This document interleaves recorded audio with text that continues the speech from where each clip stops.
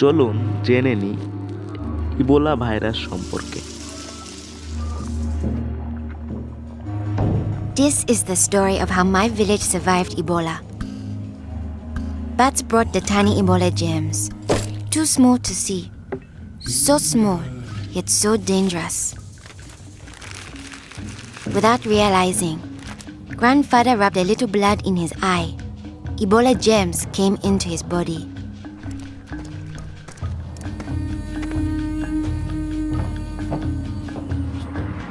Days went by. Then Grandfather got a terrible fever and weakness.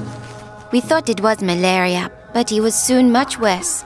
He had vomiting and diarrhea. His fever got even higher. I ran to get the nurse.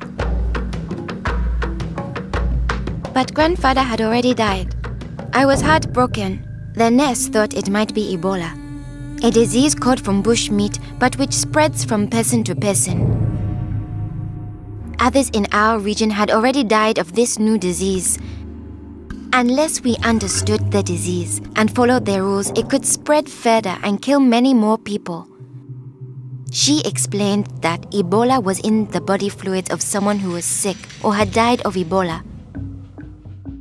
Their sweat, tears, mucus, saliva, vomit, diarrhea, urine, breast milk, sexual fluids, and blood. When we touch a sick person's body fluids, the Ebola germs can get into small breaks in our skin or into our eyes, nose, or mouth. The Ebola germs spread into our body and make us sick. When somebody dies of Ebola, that body is much more contagious. No one should ever touch the dead body. The nurse advised us to wash our hands with soap and water right away. She contacted the trained burial team to help us bury Grandfather's body safely. The burial team came. They comforted us and explained what they had to do to protect us.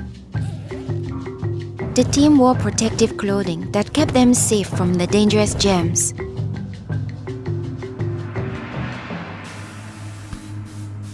They sprayed Grandfather's room and his body with chlorine to destroy the Ebola germs. They put his body safely away in a bag. To prevent the spread of Ebola, no one could touch the body of anyone who had died with signs of the disease. They also burned his mattress, bedding, and clothes, anything that might have his germs. All these actions made us safer.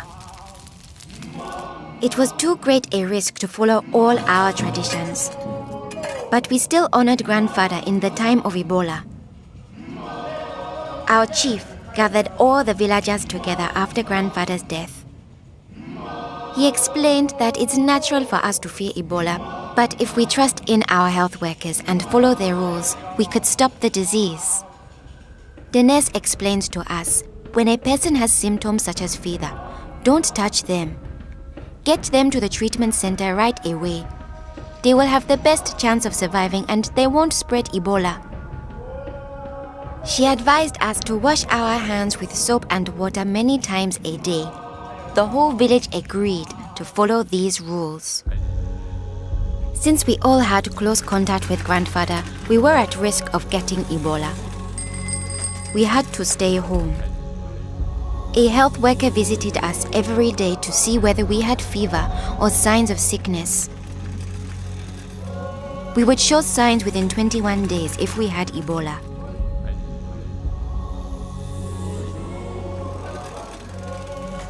Many days passed, and I thought we would all stay healthy. But one morning, I found my mother burning with fever. I knew I couldn't touch her. She was now contagious. My father came in.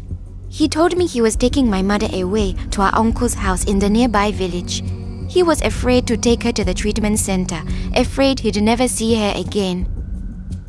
I knew I had to stop them. I was young, but I stood up to both of them. I told them if this could be Ebola, She must go to the treatment center right away. We needed to trust in our health workers to save her, save ourselves, and save our village. I saw in their faces that they understood. Running away would only lead to more death and suffering. My mother tested positive for Ebola. They found her a bed. At first, the health workers looked scary, but I knew they wore the suits to protect themselves, and inside they were normal people like the nurse. They took good care of my mother. They gave her fluids, medicine, and food, and helped her body stay strong to fight Ebola.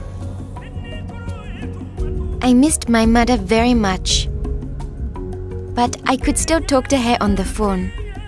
Sadly, some people in my village didn't survive, but my mother got better day by day. Soon, we were able to see her from a safe distance.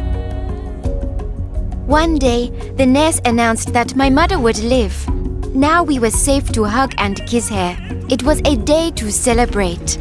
Our village followed their rules. We trusted our health workers, brought our sick for care right away, called for the safe burial team when one of our people died, and we always wash our hands with soap and water.